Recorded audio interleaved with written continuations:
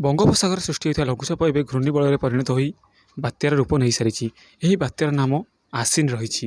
ପାଣିପାଗ ବିଭାଗ ପକ୍ଷରୁ ବାତ୍ୟାର ଏପର୍ଯ୍ୟନ୍ତ ଆଭିମୁଖ୍ୟ ବା ବାତ୍ୟା କେଉଁ ଦିଗକୁ ଦେଇ ଗତି କରିବ ସ୍ପଷ୍ଟ କରାଯାଇନାହିଁ। ଯାହା ଜଣାପଡ଼ିଛି କି ଏହା 2 ଦିନ ମଧ୍ୟରେ ସମ୍ପୂର୍ଣ୍ଣ ସ୍ପଷ୍ଟ ଜଣାପଡ଼ିଯିବ ବାତ୍ୟାର ମୁହଁ କେଉଁ ଆଡ଼ିକି ଏବଂ ବାତ୍ୟା କେଉଁ ଆଡ଼ିକି ଯାଉଛି।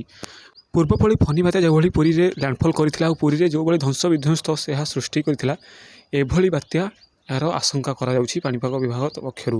କିନ୍ତୁ ବାତ୍ୟା ପଶ୍ଚିମବଙ୍ଗ କିମ୍ବା ଓଡ଼ିଶା କିମ୍ବା ବାଂଲାଦେଶରେ ଲ୍ୟାଣ୍ଡଫଲ୍ କରିବ ଏହା ନେଇ ସ୍ପଷ୍ଟ ଜଣାପଡ଼ିନାହିଁ। କିନ୍ତୁ ସବୁ ବର୍ଷ ଧରି ଓଡ଼ିଶାକୁ ଯେଉଁଭଳି ଭାବରେ ବାତ୍ୟା ଆସୁଛି, ଏହାକୁ ନେଇ ଓଡ଼ିଶାବାସୀ ମଧ୍ୟ ବହୁତ ଭୟଙ୍କର ଭାବରେ ଡରି ଯାଇଛନ୍ତି। ଓଡ଼ିଶାର ସ୍ୱତନ୍ତ୍ର ରିଲିଫ୍ କମିଶନର 18ଟି ଜିଲ୍ଲାର ଜିଲ୍ଲାପାଳଙ୍କ ସହିତ କଥାବାର୍ତ୍ତା ହୋଇ ବାତ୍ୟା ଘର ଗୁଡ଼ିକ ସଜାଗ ରଖିବା ପାଇଁ ଦାୟିତ୍ୱ ଦେଇଛନ୍ତି।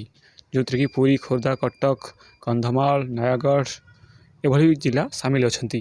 ବାତ୍ୟା ଓଡ଼ିଶାକୁ ଆସିଲେ ପ୍ରଥମେ ତ ପୁରୀ ଜିଲ୍ଲା, ଜଗତସିଂହପୁର ଜିଲ୍ଲା, ଗଞ୍ଜାମ ଜିଲ୍ଲା, ଖୋର୍ଦ୍ଧା ଜିଲ୍ଲା ଏହି ଜିଲ୍ଲାମାନଙ୍କୁ ଆଗୁଆ 1 ନମ୍ବର ବିପଦ ସଂକେତ ରହିଥାଏ। ଯେଭଳି କି କେନ୍ଦ୍ରାପଡ଼ା ଜିଲ୍ଲା ମଧ୍ୟ, ମୟୂରଭଞ୍ଜ ଜିଲ୍ଲା ମଧ୍ୟ ଏଥିରେ ଅଛନ୍ତି। ପାଣିପାଗ ବିଭାଗ ପକ୍ଷରୁ କୁହାଯାଉଛି କି ଏହି ବାତ୍ୟାର ଗତିପଥ ବା ବେଗ 260 କିଲୋମିଟର ବେଗରେ ହୋଇପାରେ। ସେଥିପାଇଁ ଲୋକଙ୍କ ମନରେ ଭୟ ଆହୁରି ଲାଗି ରହିଛି।